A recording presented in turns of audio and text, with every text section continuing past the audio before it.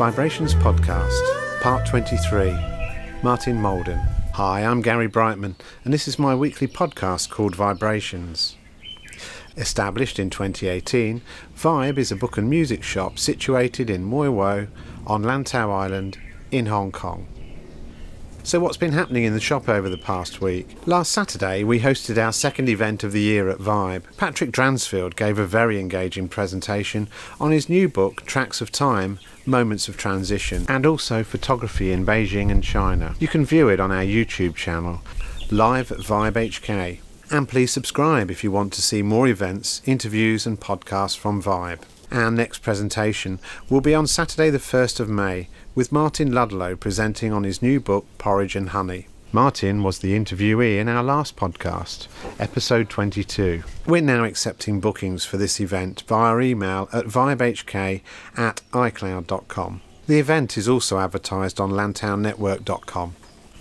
We're continuing to clear out stock for free as part of our ongoing Vibe version 2.0 reboot. This week we're giving away books of varying genres, DVDs, CDs and VCDs, which can also make good bird scarers. I'm continuing to receive unsolicited donations of stock that I cannot sell and am stuck with to process. Please note that we are an independent book and music shop and not a charity or recycling shop. Next door is a recycling shop. If you want to make a donation of anything, then only I can approve it, not my team of staff. Thank you. The middle of May will be our 3rd anniversary, which normally means a live tiny desk gig at the shop. Watch this space. And so to this week's interview. Martin Malden is a permanent expat. He grew up on a farm in what was originally Southern Rhodesia, when it was part of the Federation of Rhodesia and Nyasaland in Central Africa. After leaving school at the end of 1970, he did his national service in 1971 and then went down to Durban in South Africa in 1972, where he spent his student years. After graduating, he returned to what was by now simply Rhodesia and went to work in the Ministry of Commerce and Industry as a secretary of the 2 committees. These committees allocated foreign exchange to businesses developing industrial and commercial projects. By 1977, with the Bush War in full swing, Martin could see by the virtue of his position at Commerce and Industry that the country was running out of money. So at the age of 25 and with thoughts of starting a family, he decided to leave Rhodesia and arrived in the UK in May 1977. He survived 17 years in the UK, eventually finding himself working in the then fledgling mobile phone industry. He went self-employed in 1994 and joined a small team that came to Hong Kong in January 1995 to write the licence application for what became Sunday. The success of that project led to other projects in East and South Asia where governments were issuing new mobile phone licences. Martin found living and working in Asia to be much closer to the entrepreneurial, self-reliant lifestyle that he grew up in, and the decision to make Asia his home was an easy one. Today, 26 years later, Martin has his own web development agency on Lantau Island and is thoroughly enjoying life. So, welcome to Vibe, Martin. Thank you, Gary. Good to see you. As we do, we'll start off with our 10 questions. What is your favourite book or author? Favourite author would be Frederick Forsyth. Okay. And the reason is because I don't know if you remember, but he was a Reuters correspondent for a long time. He was based in Paris for a long time, then he was based in East Berlin. So he has an incredibly interesting background, and his books, his novels, are all incredibly well researched. There's a book that I read quite a while ago now called The Afghan. And the detail he goes into the background of Afghanistan and the rise of the Taliban and all that kind of stuff in this book is absolutely fantastic. What's your favourite musical artist? Has to be Freddie Mercury. There are so many actually, but Freddie Mercury, the thing I remember about Freddie is the day it was announced on the radio that he passed away from AIDS, I was actually driving from Brighton to Hertford, and it's pretty much motorway all the way. And I had the cruise control on, doing 70 miles an hour, as we always did, and tears were just streaming down my face as they played all these tributes to Freddie and the songs that he'd written and sung on the radio. Yes. So, so he's one, but there are so many others. Jeff Lynne. Jeff Lynne is a god. Preferred drink? Gin and tonic, Bombay tonic. Do you have a life motto? I remember somebody, this was when I was a student, they said to me, in your life, you'll have very many acquaintances, but only very few friends, so take care of them. Favourite Hong Kong walk? Wow, plenty of those. I used to do the early sections of the Maclehurst Trail years ago when I was living on Hong Kong Island. Yeah. Today, probably from here to Poyo, whether it's via Chi Ma Wan or over the top, both are great walks, and the views are fantastic. Favourite Hong Kong restaurant? There's a place, I don't know if it's still there actually, between Ma On Shan and Sai Kung. As you left Ma On Shan on the right, there was a little clutch of restaurants there, and there was one called the Sai Sha Cafe, and that was a combination of Indian and Thai food, and it was absolutely fantastic. Absolutely loved it. We used to go up to Ma On Shan, or well, driving between Ma On Shan and Sai Kung. It's very close to Ma On Shan. So, faced with a python whilst walking up to the peak, what would you do? I'd wonder how the python got there, but I would give it an extremely wide berth. Yes. I am not. I know one of the reasons I got your snake book the other day is because I just actually, when I go out to walk, I just like to know what I'm confronted with. Yes. But I don't like them. When I was in the army doing my national service, we had to go on a snake course, and the course was held at a snake park, I guess you'd call it. It was this huge pit, probably about twice the size, or bigger, much bigger than the floor area of this. Okay. And it was just full of all the different types of snakes that we had in Africa at the time. Oh my God. And the instructor, the coach or whatever you'd like to call him, literally just jumped into this pit of snakes. And he was walking around, he was, there was a cobra there, there'd be a puff adder there, there'd be something else over there. Oh my God. And I was just horrified. I mean, because we were in the army, we had to go through this anyway. So depending upon what bit you had to know what to do. Finish this sentence.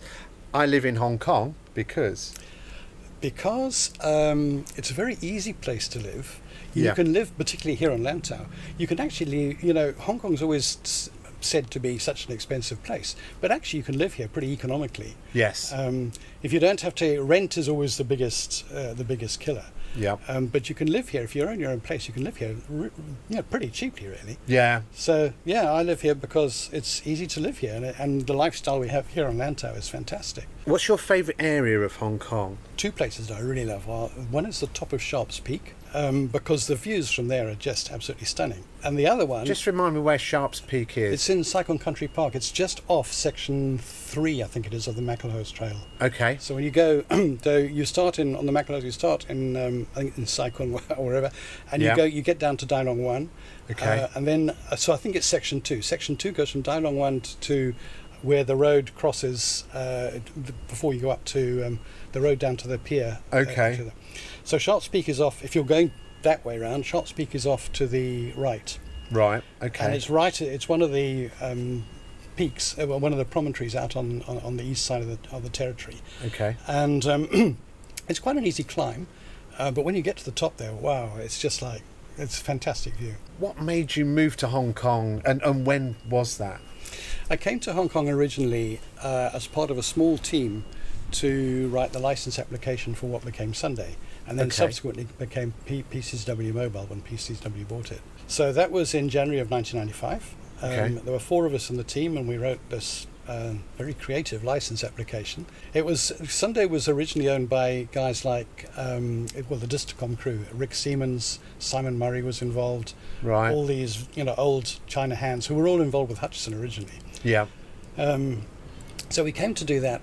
We won the license, and we were retained to do the initial rollout of the network. So designing the wireless network, I did the customer operations, business processes, and IT procedures, and all that kind of stuff. Okay. So that was my sort of area. Yeah. So we did that, and on the strength of that, we set up a small consultancy here in Hong Kong, and then did projects throughout East and South Asia. Right. So I worked in, I think, almost most countries in East Asia. I think not Laos and Cambodia I haven't worked in, but most of the others I've done projects in. God, how exciting. Yeah. Myanmar, I spent 9 months in Myanmar in 1999, and it's absolutely tragic to see what's going on there. Yeah. And then also India, did lots of circles in India. So it was a life in telecoms basically that brought you here. Yeah. Okay. And you've been here ever since 95. Any thoughts to whether you would ever leave Hong Kong? I look at it I look at it in mainly one way. Is my personal life being affected? And is is like living here difficult for me? And so far the answer is no. Tell us a bit about where you were born and where you lived your early life. Yeah, okay. I grew up in what was, in those days, was the Federation of Rhodesia and Nyasaland, which was a British territory in Central Africa. Today, Nyasaland is Malawi. Northern Rhodesia, as it was then, is now Zambia, and of course Southern Rhodesia is now Zimbabwe. Okay. So my parents, in the early 1950s, the British government was basically sponsoring people to go out and populate the territories, populate the colonies. Yeah. So they got, I think I'm right in saying, they got a free passage out. Okay. To, and I think they went by ship to Durban. I'm not sure, but I think they went by ship to Durban. So your parents were English, born in the UK. Yeah. Yeah. They anyway originally bought 1,000 acres of completely virgin African bush in what is today Rhodesia, near a village called Glendale in the Nyasaland district. Right. And they basically made the bricks and built the barns, built the house, and turned it into a farm. But I remember hearing, goodness knows how old I was, but I remembered hearing after they grew their first crop. My parents, by the way, were both teachers. Right. Okay. When they lived in England, and of course, a teacher doesn't have a lot of experience at farming in Africa. No. And when the first crop, as I recall, the first crop of maize that my parents grew, they planted the seeds at double the spacing of what they should have been planted at. So the crop yield was half of what it should have been. So it was a pretty sort of shaky start. Over the years that they were there, they farmed a whole bunch of things. They started off with maize, as I was just talking about. They also had pigs at the time. Right. Over the years, they grew cotton, tobacco, cattle. Talking about Matthew earlier, he's got a picture of the brick pits in which we made the pits, or which they made the pits, really? The bricks, I should say. And we had these moulds into which you put the clay, and then we baked the clay in the kilns. And that was how they did it. So you had an abundance of clay there. There was clay soil, was it, base soil? So you had the materials. Yeah, the whole of, not the whole of Nyasaland, but the part of Nyasaland where we were, is all red clay. Okay. Which in the winter, in the dry season, bakes as hard as tarmac or concrete. It's just incredibly hard. Wow. Yeah. And in the summer, it's very pliable. Right. So we had to. The brick pit included lots of water to that, and then putting these bricks in the molds and so forth. And I guess they could design their own farmhouse then, basically. They did. They designed it and built it and purposed it. Yeah. Any siblings? I have one younger brother who's he's 2.5 years younger than me. Yeah. He's living in England. He stayed with farming. Okay. Generally, after he finished his national service and his university, he went back and he worked on a friend of my parents' farm for a long time. And then when he went to live in the UK, there was a family business there in Essex, and he joined that. Okay. He went through Cirencester to get his UK qualification, farming qualification, and he stayed with farming ever since then. He actually moved some years ago now to a real estate part of that business, right? Which is what he's doing now. At what age did you leave Rhodesia? I went through school, national service. University was in South Africa. Yep. And I came back from South Africa in 1975. Okay. And I went to work for. You remember by this stage, Rhodesia was under international trade sanctions, right? Because of the unilateral declaration of independence in 1965. Right. So the trade sanctions were going, but we were also in the middle of the Bush War, because you had the Patriotic Front, and Nkomo and Mugabe were leading the two wings of the Patriotic Front, right? Which were the terrorists who were part of overthrowing the Smith regime at the time. So I went to work when I got back for the Ministry of Commerce and Industry. Yeah. Part of my university at time had been done on a Rhodesian government grant, right? And the quid pro quo was that I had to work for the government for the same number of years as I'd been at university. So they put me in commerce and industry, which was interesting because it was the front line of the sanctions busting effort at the time. Wow. So I was secretary to a couple of committees. One committee looked at industrial projects, and the other committee looked at commercial projects. Right. And the idea was that foreign exchange was very scarce at the time because of the of the sanctions. So those committees reviewed applications from businesses for foreign exchange, and they had incredibly stiff criteria. It was one, very simple. It had to be either import substitution or export generation. So that was the simple part. The complicated part was that the allocation had to be repaid within a year. Right. And that was pretty tough. Yeah. So, but they were doing it, and yeah. You know, I think I've said elsewhere, in one respect, unilateral declaration of independence and the international trade sanctions were the best thing that could possibly have happened to the Rhodesian economy. Yeah. Because it forced the economy to become virtually self-sufficient, with the exception of oil, where we didn't have oil. But in almost everything else, we were virtually self-sufficient, and we used to export food to surrounding countries. Right. So it was at one stage it was called the breadbasket of Africa.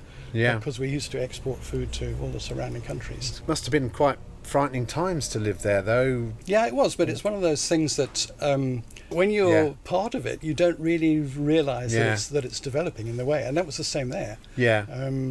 It came to a point in time. I mean, in my role with CNI, I could see that the country had no money, and we were the war was building, because both the Soviet Union and China were funding the two wings of the Patriotic Front. Yeah. We were struggling because Angola and Mozambique, which had been Portuguese territories until 1974, went independent in that year, and that cut off two of our trade routes. So we only had the one trade route, which was down through South Africa across by bridge. Okay. And of course, the terrorists did everything they could to sever that rail route. Right. And sever the lines. So by that stage, Rhodesia was finding it very difficult to both export and import goods, because we really were surrounded, with the exception of the southern route through South Africa. Okay. So, it was, you know, looking at that and appreciating those, and looking at the amount of currency that Rhodesia had, it was very obvious that we couldn't sustain the war. Yeah. You know, and I was 25, and I was thinking, would I like to start a family and bring a family up here? And I think there's really not much security, there's not much future. Yeah. So we used to call it at the time, we used to call it the chicken run. Okay. So I took the chicken run and left in 1977, went to the UK. Okay. And that's where you got into your IT career at some point, an IT telecoms industry. Yeah. And then moved to Hong Kong. Yeah. Fast forwarding to today and the moment, the way you and I know each other, one Saturday afternoons in the shop, and also of late you've designed a new website which is called Lantau Network. Yeah. And do you want to just tell us a little bit about what that site does, and why you saw the need to create one? Basically, the site is designed to support Lantau businesses, because Neil, my colleague who's working on the site with me, he and I have both met many local Lantau businesses to produce fantastic products and services, and get little exposure, don't get half the exposure they need. Yes. So the idea was to give those local Lantau businesses the exposure they give them a community, a base from which they can promote their businesses. So what we do is we have the platform, and we create mini sites for each of these businesses. Okay. And they have two types of pages. They've got a sort of main entry page, which is a background of their business and what they do and that kind of stuff. So it's like the main page of a normal website. Yeah. And then there's a product catalog on that page. And then each of the products in the images in the product catalog click through to product detail pages, where you can have galleries, you can have videos, but basically you describe each product, its benefits, its that, and the other thing, and then there's a contact point. So we're not actually performing e-commerce transactions on the site. Okay. We decided to keep it simple so that we could grow the site in whichever direction our users wanted us to grow it. Yes. So we kept it simple. At the moment, people go to a product page on the site, they'll see, contact us here, or click this button to go to our website, or click this button to go to our Amazon shop, or something like that. Yeah. So it's like a gateway through then to their own. Exactly. We're looking at ways now to provide something that's unique and quite different. Yeah. So we haven't got there yet, and as I said, we're starting very simple and then trying to find out which way our users want us to take it. But one of the ideas we're considering is making every site that lists on the platform, make them automatically a member. So we create a membership component within the site. Okay. And then within that, members gets access to exclusive information. Now this could be training information, coaching information, it could be, I don't know, special deals, it could be whatever they want. Yes. So this is an idea that we're now exploring with people like yourself, Yeah, sure. and others who are already on the site, to see, look, what can we do? We have this platform, you're registered on the platform.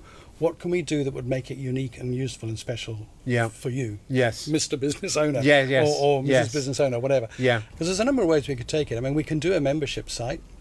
We could do a commercially oriented newsletter, which wouldn't be quite as exclusive, because the benefit of a membership site is that you get information, but it's only for you. Yes. If you have a newsletter, then you can send it to whoever you like. So then the exclusivity is a little bit lost. We could start doing e-commerce transactions, so quite reasonably large developments, whichever way we choose to go. Yeah. So we really want our users to tell us what they want, and then we will go in that direction. For want of a better pun, it's a one-stop shop, isn't it? Yeah. You know, so somebody comes in, lantaunetwork.com, and then they've got all the directory of services there in front of them. Yeah, they've got the directory of businesses registered on site. We've got an events listing. So any events that are happening anywhere on Lantau that people tell us about, or that we can find out about, Yes, yeah. we list them on there and put as much information about that. So we've got that, and then we've got something which we call happenings, which is basically just we'll interview businesses who are registered on the site. So we'll interview them. We've put up reports about the Treasure Island markets, the DB markets. Neil and Chris have done a thing on Tung Chung Fort, and the various other things. So we're putting our items of interest up there, which give which people can read about. Any plans for Canto? Yes, absolutely. So we'll have real human translations as opposed to Google Translate or anything like that. Yes, yeah. Yes, we are. Probably in the next 2 or 3 weeks. It depends when we finish really rewriting the front page. Yeah. We'll be able to boast 2 languages. Okay. Absolutely. Traditional Chinese and English. The domain is lantaunetwork.com. Okay. All one word. There's a contact page. Just go to the contact page. Yeah. Very, very simple form. Just fill it in and hit send. Okay. And we will get back to you within 24 hours. Even if you're not a registered business on the site, you can still register your event on the site. If you go to the events page, there's a thing there that says, if you wish to list an event, please click here, and that takes you through to a form, and you fill in the form, and I will put that event up on the site. Do you do anything in terms of optimization in network engines? Yeah, this is one of the things that we're differentiating ourselves quite a lot from Facebook. Lots of people have got Facebook business pages. Yeah. But as you know, with Facebook, some time ago, they took the view that on business page owners could expect their reach to decline unless they paid for boosting posts. With the Lantau network platform, it actually works differently, because we do search engine optimization. So all of the pages that go up, all of your pages, for example, yesterday, I've optimized on the technical search engine optimization on each of those pages. And as the search engines find those pages and index them, so actually your reach will expand. Okay. Because they will appear more and more regularly in the in the search engines results. It does mean that, and your pages are great because you've got a lot of content there. It does mean that we look for as much content on each individual product page as possible, because the more content that you have there, the better the search engines will be able to recognize it and then return it in search results. Right. So yeah, we do all that. We optimize for the search engines. Mobile, 78% of the visitors to the site are on mobile. The site is designed for that, and we optimize the pages for presentation on mobile better, because it comes out as a vertical stream, so you can just flick through. Flick down. So yeah, we do the search engine optimization, and we do optimization for mobile. Okay. On each page. So you guys are IT network, IT skill savvy guys. So you have all that skill set behind you. Because I think that's often what we all find as businesses here. We tend to, all of us have Facebook presence. Facebook is reasonably hit and miss, as you say earlier. If you're not paying money to Facebook, then you're not necessarily coming up very often. In the individual product pages where we put the place to contact us at the bottom, if somebody wants us to send visitors to their Facebook page, absolutely no problem. We just put the link to their Facebook page, and that's where visitors will go. So this is complementary to Facebook rather than trying to replace it. And in fact, it's complementary to all of the current whatever the people are using, I guess, because you can put their email address on there, you can put their Facebook address on there, you can put their Instagram on there, and their phone numbers, WhatsApp, whatever, if that's what they wish to advertise. I think where we're trying to differentiate ourselves is what I was talking about earlier, is what unique information or what unique service do our people who register want. Back to, we were talking about the membership site. If we set everybody up as a member, what could we give you within the membership site, which is exclusive to members, which you can't get anywhere else? And what would be really useful? Would you know? It doesn't matter whether we can give you search engine optimization courses if you want to. And how to use and how to structure your Instagram posts to get as many followers and views as possible. So all that stuff we can do, and it would be as part of the membership site, and it would be exclusive to those businesses registered on the site. So that's what we're trying to, and that's what we need the feedback to know what do people want, so that we can actually present that to them. And something that perhaps listeners get out of this podcast is that you guys are here, you're based in Moiwo, you're local, you offer this service, and that it may be that people can contact you through this Lantau network site, and maybe they can ask you other questions which aren't about, I want to be on your Lantau network directory, but they may be about, I've already running this business and nobody knows I'm there, type of thing. Well, my day job is my WordPress agency.